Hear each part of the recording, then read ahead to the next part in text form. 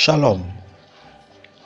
Bien-aimés dans le Seigneur, je tiens à m'excuser personnellement pour les irrégularités dans nos publications, qui est indépendant de notre volonté. Nous avons des soucis techniques, mais je crois fort que très bientôt le Seigneur pourvoira afin que nous puissions accomplir notre ministère en toute fidélité au nom de Jésus-Christ de Nazareth.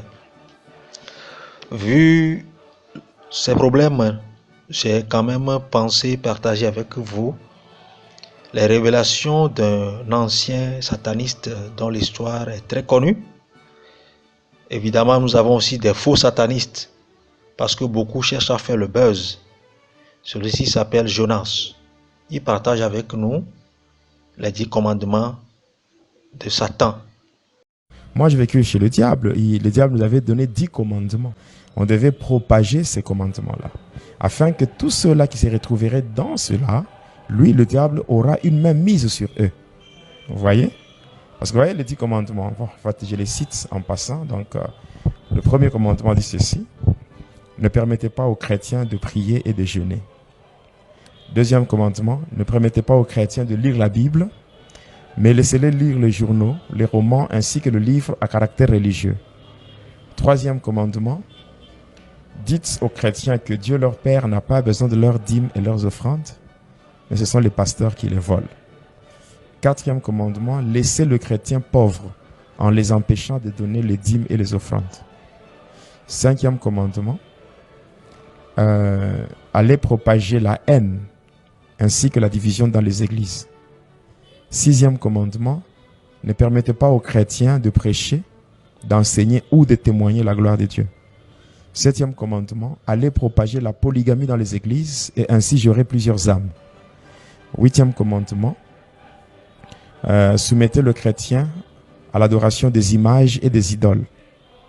Neuvième commandement, c'est un commandement qui comporte 2 volets. Le premier volet dit ceci, soumettez le chrétien au culte des ancêtres. Par le culte des ancêtres, c'est ça qui a le tribalisme dans les églises. C'est le culte des ancêtres. Il y a aussi, le deuxième volet dit, soumettez le chrétien au contact de la télévision et ainsi ils ne peuvent pas résister à la tentation. Le 10e commandement, ne prononcez jamais le nom du soi-disant créateur et de son fils unique. Voilà, ce sont les 10 commandements de Lucifer. Et le diable contrôle les humains à partir de ça. Alors voilà. La Bible dit dans Ephésiens 6, verset 12, « Car nous n'avons pas à lutter contre la chair et le sang, mais contre les dominations, contre les autorités, contre les princes de ce monde des ténèbres, contre les esprits méchants dans les lieux célestes. » Nous voici face aux armes du diable. Quand je les ai écoutées, j'étais vraiment marqué. Je me permets quand même de résumer à ma manière. 1. Refroidir à la prière et au jeûne. 2. Jeter l'esprit de paresse sur la méditation. 3. Empêcher le chrétien de donner la dîme. 4. Empêcher le chrétien de donner la dîme et l'offrande pour le maintenir dans la pauvreté. 5. Semer la haine et la division dans l'église. 6. Empêcher de prêcher la vérité, les vrais enseignements et de témoigner. 7. Jeter l'esprit de polygamie sur l'église. 8. Pousser à l'adoration des images.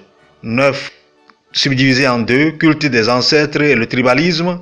Ensuite, envoûter le chrétien par la télévision. 10. Empêcher d'invoquer le nom du Très-Haut. Bien-aimés, on dirait que les armes que le diable a forgées contre nous ont eu des effets. On dirait même à merveille.